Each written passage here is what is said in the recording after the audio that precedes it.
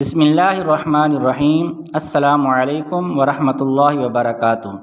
معزز سامعین و ناظرین، قرآن کریم میں بہت سی قوموں کے ایسے واقعات بیان ہوئے ہیں جن میں ان کے غلط اعمال اور اللہ تعالیٰ کے احکام و حدود سے تجاوز کی پاداش میں ان کو عذاب الہی کا سامنا کرنا پڑا۔ آج کی اس ویڈیو میں آپ کو بنی اسرائیل کے ایک ایسے ہی واقعے کے بارے میں معلومات فراہم کی جائیں گی جو اللہ تعالیٰ کی نافرمانی کرنے کی وجہ سے بندر بن گئے تھے، اور اس واقعے کو اصحاب سبت کے نام سے بھی منسوب کیا جاتا ہے۔ مگر ویڈیو میں آگے بڑھنے سے پہلے اگر آپ ہمارے چینل پر نئے ہیں تو برائے مہربانی ہمارا چینل ضرور سبسکرائب کریں، جہاں آپ کو ایسی اسلامی معلومات پر مبنی ویڈیوز ملتی رہیں گی۔ ناظرین، یہ واقعہ یہودیوں کی ایک بستی سے تعلق رکھتا ہے۔ ان لوگوں نے اللہ تعالیٰ کی نافرمانی کی، چنانچہ بطور سزا انہیں بندر بنا دیا گیا۔ حضرت ابراہیم علیہ السلام کے فرزند اصغر حضرت اسحاق علیہ السلام تھے۔ انہی کو بنی اسرائیل کا مورث اعلیٰ کہا جاتا تھا، اور ان کے فرزند حضرت یعقوب علیہ السلام اسرائیل کے نام سے بھی مشہور تھے، اور انہی کی اولاد اور پیروکاروں کو بنی اسرائیل کہا جاتا ہے۔ بنی اسرائیل کے بندر بن جانے والے واقعے کو قرآن کریم کے پارہ نمبر 1 سورہ بقرہ کی آیت نمبر 65 میں اجمالی طور پر بیان کیا گیا ہے۔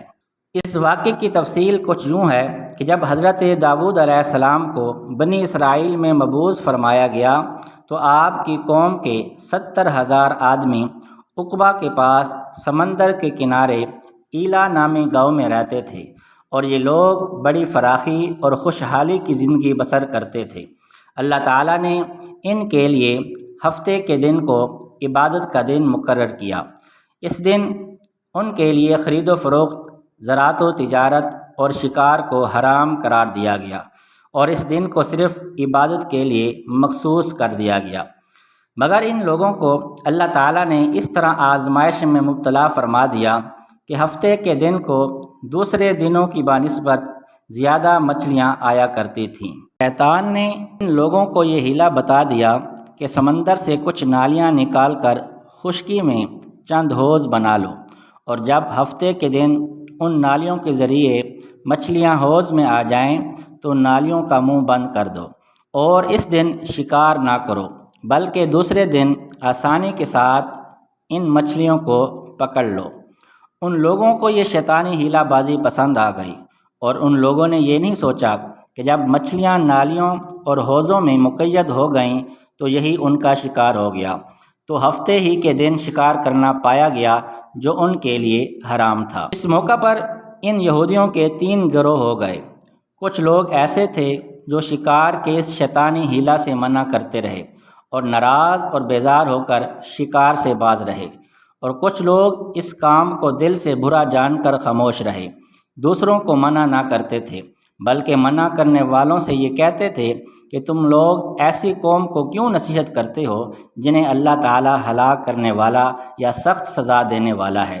اور کچھ وہ سرکش اور نافرمان لوگ تھے جنہوں نے حکم خداوندی کی اعلانیہ مخالفت کی اور شیطان کی حیلہ بازی کو مان کر ہفتے کے دن شکار کر لیا اور ان مچھلیوں کو کھایا اور بیچا بھی۔ ناظرین، جب نافرمانوں نے منع کرنے کے باوجود شکار کر لیا تو منع کرنے والی جماعت نے کہا کہ اب ہم ان گناہ گاروں سے کوئی میل ملاپ نہ رکھیں گے۔ چنانچہ ان لوگوں نے گاؤں کو تقسیم کر کے درمیان میں ایک دیوار بنا لی اور آمد و رفت کا ایک الگ دروازہ بھی بنا لیا۔ حضرت داؤد علیہ السلام نے غضبناک ہو کر شکار کرنے والوں پر لعنت فرما دی۔ اس کا اثر یہ ہوا کہ ایک دن خطا کاروں میں سے کوئی بھی باہر نہ نکلا، تو انہیں دیکھنے کے لیے کچھ لوگ دیوار پر چڑھ گئے تو کیا دیکھا کہ وہ سب بندروں کی صورت میں مسخ ہو گئے ہیں۔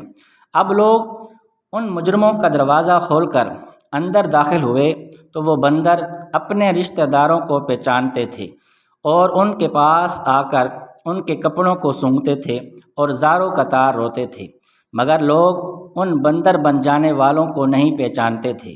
ان بندر بن جانے والوں کی تعداد 12,000 تھی۔